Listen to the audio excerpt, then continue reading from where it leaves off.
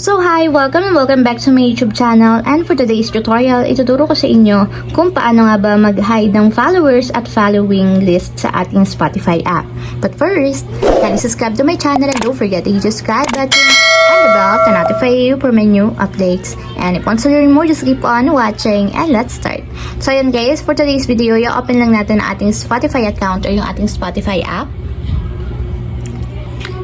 And then, pagka-open guys, mula dito sa pinakang homepage, itap lang natin yung ating profile picture na nandito sa upper left corner.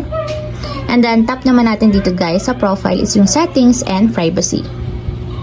So, dito guys, sa settings, itap lang natin dito is yung privacy and social.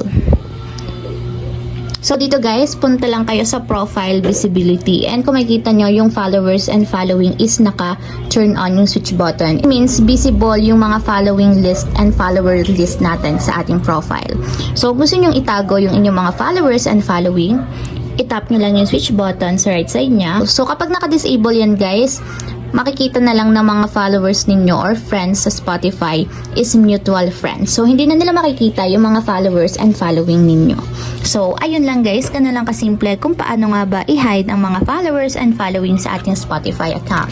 If you have a question, comment down below and don't forget to hit the subscribe button and the bell to notify you for new updates.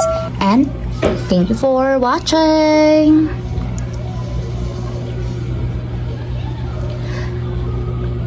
Last but not the least, living life every day, late at night, not okay.